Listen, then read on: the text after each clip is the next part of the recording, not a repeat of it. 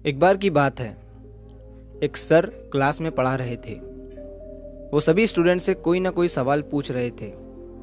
तभी उन्होंने देखा कि क्लास में एक बच्चा बहुत ही उदास बैठा हुआ था, मानो उसके साथ बहुत बुरा हुआ हो। सर ने भी उस बच्चे को कुछ नहीं पूछा और ना ही कुछ कहा, लेकिन 4-5 दिन तक ऐसा ही चलता रहा। तभी सर ने उस बच्चे के पास जाकर उससे पूछा कि बेटा, तुम इतने उदास क्यों बैठे रहते हो?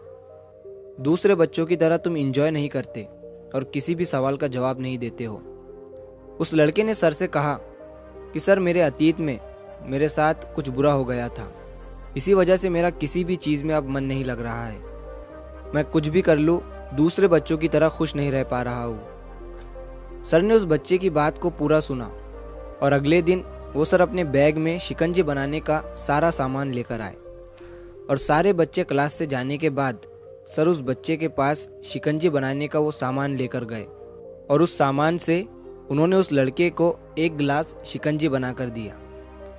लड़के को लगा कि सर ये सब कुछ मुझे खुश करने के लिए कर रहे हैं। सर ने लड़के की तरफ शिकंजी का गिलास बढ़ाया और उसे पीने के लिए कहा। लड़के ने जैसे ही शिकंजी का एक जिप लिया तो उसे उस शिकंजी में नमक ज़्यादा लगा।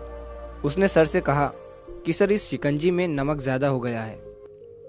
तभी सर ने उस लड़के से कहा, ठीक है, लाओ मैं इसे फेंक देता हूँ। लड़के ने सर से कहा, सर, इसे फेंकने की ज़रूरत नहीं है, अगर इसमें थोड़ी शक्कर मिला देंगे तो ये खुद ब खुद मीठा और अच्छा हो जाएगा।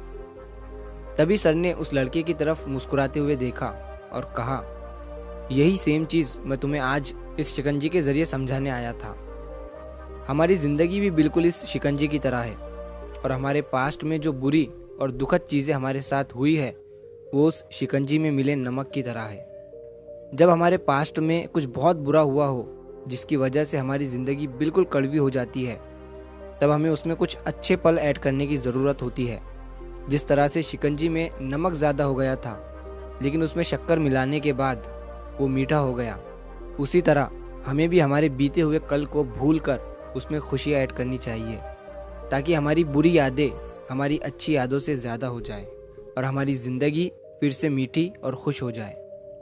जो पास्ट में हो गया वो हो गया, उसकी वजह से आज उदास मत रहो, क्योंकि हमारा आज भी आगे चलकर कल में बदल जाएगा और हम फिर से उस कल की वजह से उदास रहने लगेंगे। इसीलिए ख़राब चीज़ों को भूलते हुए आगे बढ़ो और अपनी लाइफ में पॉजिटिव रहो और जितना हो सके अच्छा और पॉजिटिव सोचो। तो अगर आप इस कहानी को और भी लोगों तक पहुंचाना चाहते हो तो इस वीडियो को लाइक करिए, ताकि YouTube इस वीडियो को और भी लोगों तक पहुंचाए। और अगर कहानी अच्छी लगी हो तो चैनल को सब्सक्राइब ज़रूर करिए।